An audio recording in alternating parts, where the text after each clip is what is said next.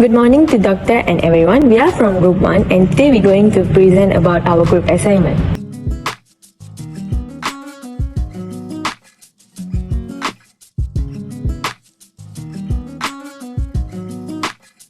The title of our study is Time Spent by University Students on Social Media and the Impact of Social Media on Students. The population of our study is all IPTA and IPTS students in Malaysia.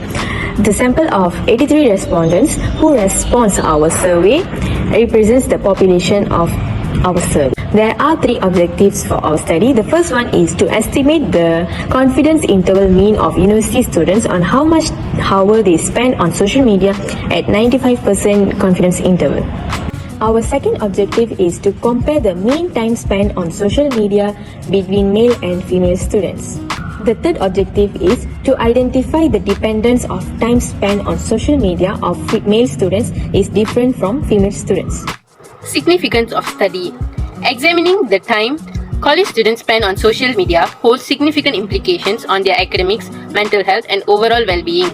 By understanding the impact of social media on study habits and academic performance, educational institutions can tailor support systems accordingly. Investigating the correlation between social media usage and mental health sheds light on potential challenges, guiding the development of strategies to promote student well-being. Additionally, tracking trends on social media usage provides insights into the evolving preferences of college students, influencing educational approaches and potential collaborations with social media platforms. Insights into time allocation on various platforms contribute to discussions on time management skills among students, fostering a healthy balance between academic and personal responsibilities. Moreover, understanding the types of content students engage with informs the development and promotion of relevant educational resources. This research also has practical applications for marketing and communication strategies, helping educational institutions and businesses effectively engage with the college student demographic. Overall, studying social media habits amongst college students is a multifaceted endeavor with far-reaching implications for academics, mental health, and development of the instrument that we use by using questionnaire research method, where we have 83 respondents, which are from 60 females and 23 males of students. For the question, we use the respondent background, which is time spent by university students on social media. And for the statistic method, we use three methods, where for the method 1 is interval estimation for one population mean, for method 2, hypothesis test about the mean to population, and for method 3, we use test of independence of chi-square test. As we can see, this is the pie chart for the percentage of time spent by university students on social media. Assalamualaikum warahmatullahi wabarakatuh.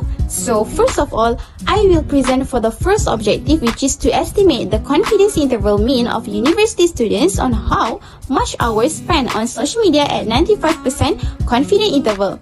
So for the method that we use for the first objective is the interval estimation for one population mean. So as you can see in the table, it was the data analysis that we have analyzed from our Google form, and we have find the midpoint, the fx, which is students multiply with the midpoint, frequency times midpoint, and we find the fx square. This is because we want to find the mean, standard deviation, and the variances.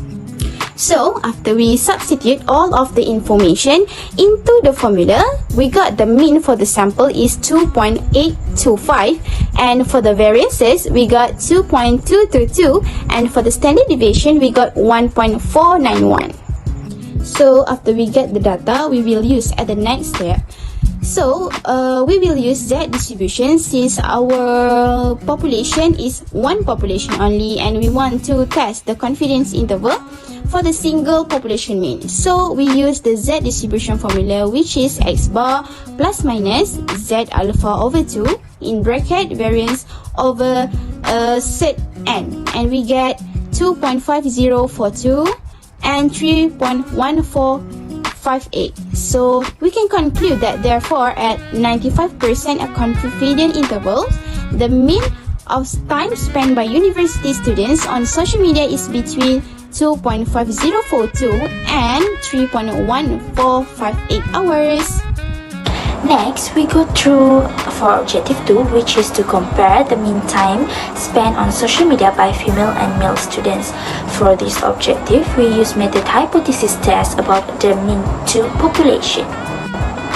Okay, this is data analysis for time spent on social media by female students. Next, this is the data analysis for time spent by male students on social media. This data shows the frequency, midpoint, fx, and fx squared. Okay, now we move to the calculation mean, variance, standard deviation from female student. Mean that we got from this is 2.7. Variance, we just substitute the value and we got 2.197, and for standard deviation, we just squared and we got 1.482. Okay, next, we move to the calculation mean, variance, and standard deviation for male student. So mean for this male student is 3.152, and the variance we just substitute the value and we got 2.237, and for standard deviation we just square root and we got 1.496. By referring to the survey, 83 respondents are from female and male students using 95% confidence level. Determine whether the mean of time spent on social media by female students is higher than male students. Firstly, for step 1, we have to state the hypothesis, where for H null is mu1, which is referred for female, is less than equal mu2, which is referred for male. Okay, next step 2, the distribution to use our test statistic that we use is Z distribution. Then we just substitute the value and we got negative 1.235. For step 3 is the rejection and non-rejection region. So for this test, the significant level alpha that we use is 0.05. So when we look in the table, we got the value of Z 0.05 is 1.65, which is called as a critical value. But the value of test statistic is negative 1.235. So we just draw the graph and we got the value is fall in the non-rejection region. So we can make the decision where fail to reject null hypothesis because the value of Z falls in the non-rejection region. So we can conclude that since the statistic is lower than the critical value and it falls in the non-rejection region, thus the null hypothesis is failed to be rejected. Therefore, there is no sufficient evidence that the mean of time spent on social media by female students is higher than male students.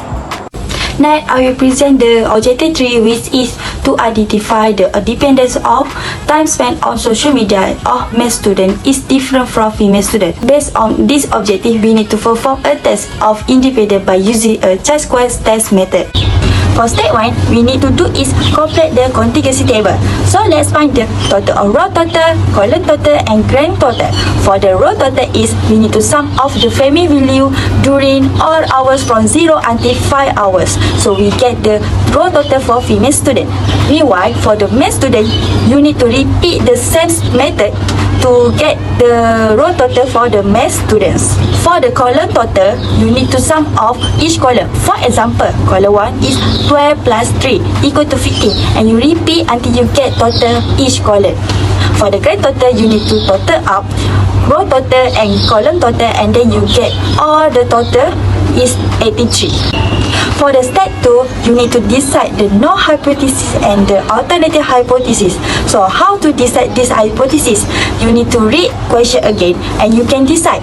So for this question, the null hypothesis is the time spent on social media independence between male and female students. Meanwhile, the alternative hypothesis in this question is the time spent on social media dependence between male and female students. For step 3, you need to calculate the degree of freedom. So you can use the formula to find the degree of freedom, which is in bracket row minus 1 multiply in bracket column minus 1.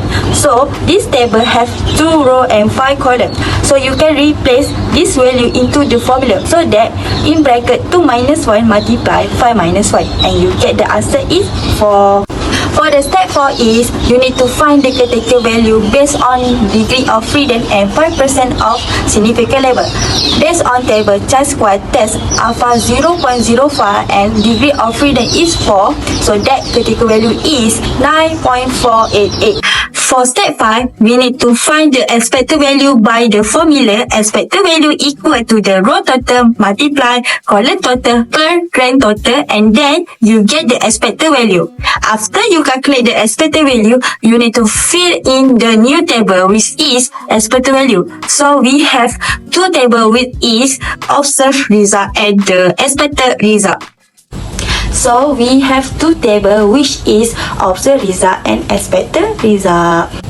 Next, step 6, you need to find the statistical test that apply chi-square distribution. So we need to use the formula sum of observed result minus expected result in bracket power of 2 per expected result. So you fill in the value from these two tables from observed result and expected result into this formula, and you get 2.450295936. For step 7, we get the statistical test value, and we need to draw into chi-square distribution with the critical value to see this statistical test in what region. So after we draw, we can determine the statistical test in the area no rejection region. So we can make decision is fair to reject the no hypothesis.